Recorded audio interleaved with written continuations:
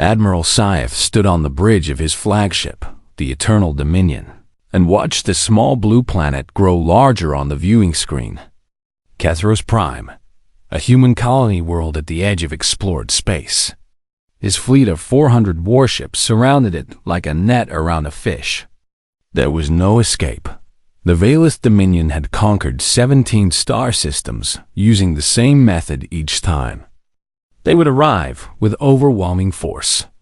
They would offer terms of surrender.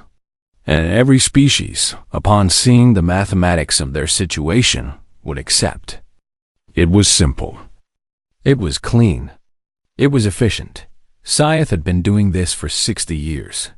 He knew exactly how it would go. His communications officer turned to face him. "Admiral, we are receiving a response from the planet." "Put it on screen," Scythe said. A human woman appeared. She wore a military uniform with many symbols and marks that Scythe assumed meant she held high rank. Her hair was gray and cut short. Her face showed no fear. This surprised him. Most species showed fear when they saw his fleet. "I am General Elena Vasquez," the woman said. "I speak for the people of Kethros Prime. What do you want?" Scythe activated his own communication system. "I am Admiral Scythe of the Veilith Dominion. I offer you standard terms of surrender.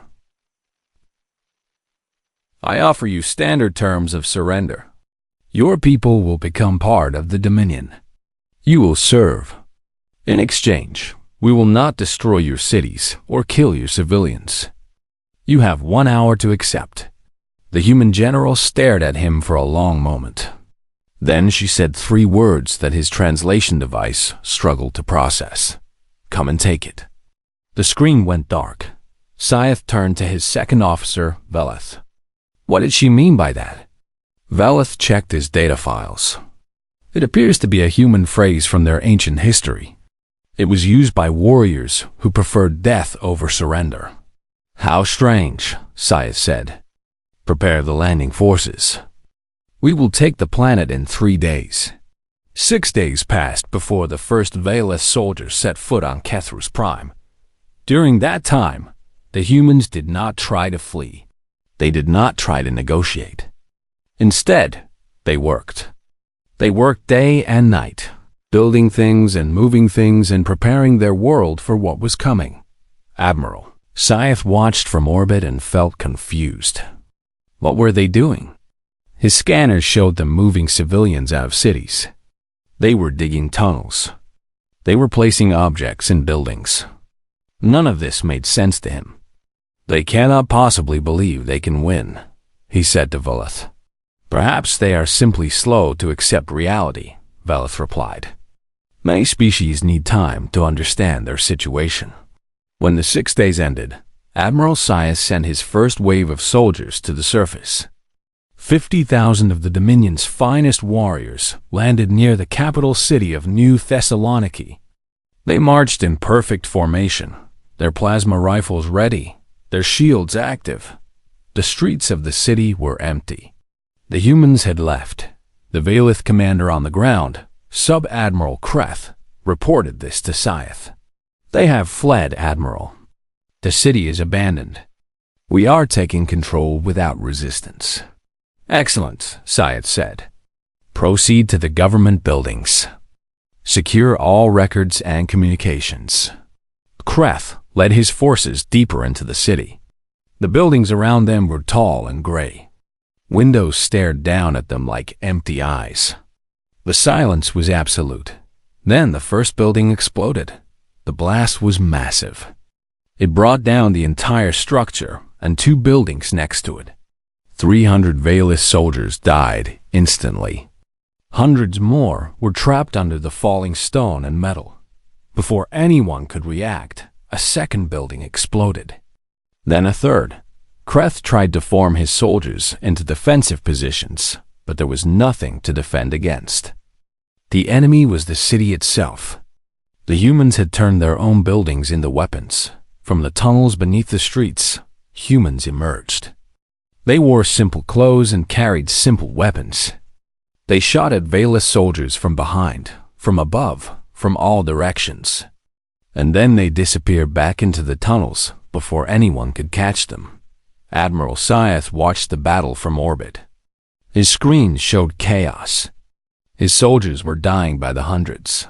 "What is this?" he said. "What are they doing?" Velith checked his readings again. "It appears they have rigged their own city with explosives. They are destroying it themselves rather than let us take it." "But that is their home," Scythe said. "Why would they destroy their own home?" Velith had no answer. By the end of the first day, the Velith had lost 3,000 soldiers. They had taken 6 blocks of the city. General Vasquez sent another message. "We will fight for every building," she said. "We will fight for every room. We will make you pay for every meter of our world in blood. Your blood." Admiral Scythe stared at the screen long after her image faded. He had conquered 17 star systems. He had never seen anything like this. The humans were not going to surrender. They were not going to flee. They were going to fight until there was nothing left to fight for. And for the first time in 60 years of conquest, Admiral Scythe felt something cold settle into his chest. It took him a moment to recognize the feeling. It was doubt. Admiral Scythe had expected it to take 3. He had brought 2 million soldiers to conquer a world defended by 30,000. The mathematics were clear. Victory was certain. The battle for New Thessaloniki lasted 11 days, but the humans did not fight according to mathematics. On the second day, the Velith learned about the tunnels. The humans had spent their 6 days of warning digging beneath the city. Miles of passages connected buildings, streets, and hidden bunkers. Velith soldiers would secure a building, set up a command post, and then find themselves attacked from below. Human fighters would emerge from holes in the floor, throw explosives, and vanish before anyone could respond. Sub-Admiral Kreth ordered his forces to map the tunnels. It was impossible. Every time they thought they had found all the entrances, new ones would open. The humans were still digging, even as the battle raged above them. On the 4th day, the Velith changed their strategy.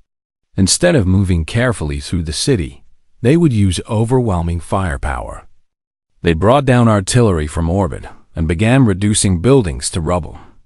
General Vasquez had expected this. The buildings that the Velith destroyed were empty. The important positions were hidden in places that looked unimportant. When the smoke cleared, human fighters emerged from the ruins and continued fighting. Admiral Scythe received reports of something he had never seen before. Civilians were participating in the battle. Not soldiers. Ordinary people. Old women were serving as lookouts, watching Velith movements and reporting them to the fighters. Children were carrying messages through tunnels too small for adults. Young people who had never held a weapon were loading ammunition and treating wounded soldiers. "They are all fighting," Velith said, confusion clear in his voice. "Their entire population is part of the defense." "That is not possible," Scythe replied. "There must be those who want to surrender. There are always those who choose survival." "We have captured several hundred prisoners," Velith said. "We offered them safety if they would help us find the resistance fighters. And they refused. All of them. Even when we applied pressure." Scythe understood what applied pressure meant. The Dominion had methods for breaking the will of prisoners. These methods had always worked before. "How is this possible?" he asked. On the 7th day, a captured human officer was brought before Admiral Scythe. The man was wounded. He had fought until his weapon was empty, then continued fighting with his hands. It had taken 5 Velith soldiers to bring him down. Scythe studied the human through the cell's barrier field. "Why do you continue to resist? You must know that you cannot win." The human looked at him with calm eyes. "Winning is not the point." "Then what is the point?" "Because you are here," the man said. "And you should not be. This is our world. These are our people. We did not ask you to come. We did not invite you. You came to take what is ours, and we will not let you. You will all die, Scythe said. Yes, the human agreed. Probably. But we will choose how we die. We will die fighting. We will die free. And we will make you remember us. The human smiled. It was not a pleasant expression. Every soldier you lose here is a soldier you cannot use somewhere else. Every day you spend fighting us is a day you are not conquering other worlds. And everyone in the galaxy is watching. Every species you have crushed beneath your boots is watching what happens when one small colony world refuses to break. Admiral Scythe ordered the prisoner removed. But the man's words stayed with him. On the 9th day, something happened that had never occurred in the history of the Velith Dominion. A ground commander was killed by an enemy combatant. Sub-Admiral Kreth had been leading his forces from the front, as Velith officers were trained to do. A human sniper, hidden nearly 2 kilometers away, had put a single shot through his helmet. The sniper then escaped through the tunnels before anyone could find them.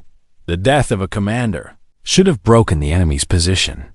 In every other war, when Velith leaders fell, their forces lost coordination and retreated. But the Velith were not fighting an army. They were fighting a population. Every human knew their role. Every human knew what to do. Killing their leaders made no difference, and the humans had learned something that changed everything. They had learned that Velith officers wore different armor than regular soldiers. They had learned to identify commanders. They had learned to kill them first. Within 2 days, 17 more Velith officers were dead, all killed by snipers, all killed from impossible distances. The Dominion's forces began to hesitate. Officers stopped leading from the front. They gave orders from bunkers, from hidden positions. This made them safer, but it made their forces less effective. On the 11th day, the Velith took the capital city. The price was 90,000 soldiers dead, more than double what Admiral Scythe had brought for the entire campaign. General Vasquez was not in the city. She had retreated with most of her forces into the mountains to the north. When the Velith flag rose over the ruins of New Thessaloniki, she broadcast another message. "Congratulations on your victory," she said. Her voice was tired but unbroken. "You now control the rubble that used to be our capital. We will be waiting in the mountains. Bring more soldiers. You will need them." Admiral Scythe ordered his fleet to bombard the mountains from orbit. When the dust cleared, human fighters were still there. They had dug in too deep for orbital weapons to reach. The war was not over. It was just beginning. The mountains of Kethros Prime stretched across the northern part of the main continent like a wall. They were old mountains, worn down by millions of years of wind and rain. But they were still tall enough to hide an army. General Elena Vasquez had planned for this from the beginning. When the Velith fleet first appeared in the sky, she had given orders for the civilians to evacuate, not to shelters in the cities. Those would be obvious targets. Instead, they went to prepared positions in the mountains, to caves and valleys that had been stocked with food and supplies years before. The humans had known someone would come eventually. They had been preparing for this day since the colony was founded. Now, 3 months into the war, those preparations were keeping them alive. Admiral Scythe had sent 500,000 soldiers into the mountains. Only 400,000 remained. The others were dead, buried under collapsed tunnels or shot by snipers they never saw. The survivors were tired and afraid. The Velith did not understand this kind of war. Their battles had always been quick and decisive. They would arrive with overwhelming force. The enemy would see that resistance was hopeless. Everyone would surrender. Clean, simple, efficient. Nothing about fighting humans was clean or simple. The mountain fighters used the terrain like a weapon. They knew every rock, every stream, every hidden path. Valith columns would march into valleys that looked empty and safe. Hours later, when they were deep inside with no easy way out, the attacks would begin. Rocks would fall from above. Not natural rock slides, but carefully placed boulders that the humans released at exactly the right moment. Bridges would collapse under marching soldiers. Water sources would turn out to be poisoned, sickening thousands before anyone realized what had happened. And always, there were the snipers. The humans had developed a special hatred for Valith officers. They killed them whenever possible. The remaining officers learned to hide their rank, to wear the same armor as regular soldiers, but it did not help. The humans had learned to identify commanders by their behavior, by the way other soldiers looked to them for orders. General Vasquez herself led many of these raids. She was 63 years old, and she moved through the mountain paths like someone half her age. Her soldiers would have followed her anywhere. The key to this kind of war, she told them, is patience. We do not need to defeat them in battle. We need to make every day cost them more than they can afford. We need to make them question whether this world is worth the price they are paying. She was right. Admiral Scythe was receiving messages from the Dominion's High Council. They wanted to know why the campaign was taking so long. They wanted to know why so many soldiers were dying. They wanted to know when it would be over. Scythe had no good answers. Meanwhile, something else was happening. Something that worried him even more than the mounting casualties. The humans had been broadcasting since the war began. Not calls for help because there was no help coming. The human colonies were too new, too scattered, too weak to challenge the Dominion's fleet. Instead, they were sending documentation, video recordings of battles, reports on tactics that worked against the Valith, stories of individual humans who had died fighting, making their names and their sacrifice known across the stars. They called them the Kethian broadcasts. At first, Admiral Scythe ignored these transmissions. What did it matter if other species watched humans die? It would teach them the futility of resistance. But that was not the lesson they were learning. Across the Dominion's territory, conquered species were watching. The Thrall, who had surrendered their world after one day of orbital bombardment. The Kessith, who had given up without fighting at all. The Morith, the Velen, the Scythe, and a dozen others. All of them had accepted Dominion rule because they believed resistance was impossible. Now they watched the humans prove that belief wrong. The humans were losing. Everyone knew they were losing. Their cities were gone. Their population was shrinking with every battle. Their supplies were running low, but they were still fighting, and every day they continued to fight. Every day, they made the mighty Valith Dominion pay in blood for every meter of ground. The conquered species watched and remembered something they had forgotten. They remembered what it felt like to want to be free. Admiral Scythe received intelligence reports about increased unrest on occupied worlds. Small acts of sabotage. Soldiers who vanished in the night. Whispered conversations that stopped when Valith patrols passed by. They are inspired, Velas said during one briefing. The humans have shown them that the Dominion can bleed. The humans will be crushed, Scythe replied. It is only a matter of time. Yes, Valith agreed. But how much time? And how many more of our soldiers will die? The Council is asking difficult questions, Admiral. They want to know if this one small colony is worth the cost. Scythe stared at the tactical display. The mountains stretched across the screen, full of hidden human fighters, full of traps and ambushes waiting to be sprung. He had two options. He could commit more forces to the campaign, stripping them from other sectors and leaving those areas vulnerable. Or he could declare the planet pacified, leave a garrison behind, and hope the humans would eventually give up. Neither option was good. General Vasquez had understood something that Admiral Scythe was only beginning to realize. The humans did not need to win. They only needed to make winning too expensive. And with every passing day, the price kept rising. General Elena Vasquez died on the 342nd day of the war. She had led a counterattack against a Velith supply convoy moving through Miller's Pass. It was the kind of operation she had conducted dozens of times before. Strike fast, destroy what you can, disappear before the enemy can respond. This time, the Velith were ready. They had placed hidden sensors along the route. When the human fighters attacked, reinforcements were already moving to trap them. Vasquez ordered her people to retreat. Most of them made it.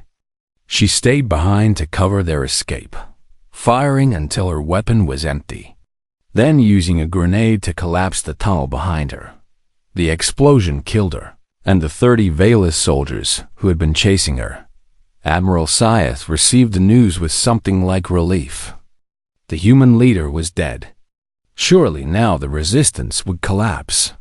Surely now the remaining fighters would see that their cause was hopeless. He was wrong. On the 343rd day, a new commander took charge of the human forces. On the 344th day, 2 Velith outposts were destroyed in coordinated attacks. On the 345th day, a supply ship in orbit was damaged by a nuclear device that the humans had somehow managed to launch from the surface. The humans kept fighting. They had no hope of victory. Everyone knew this. Their numbers were shrinking. Their supplies were nearly gone. Most of their original fighters were dead, replaced by civilians who had never expected to hold a weapon. But they would not stop. After 400 days of warfare, Admiral Scythe finally achieved what he had originally expected to accomplish in 3. Kethros Prime was declared pacified.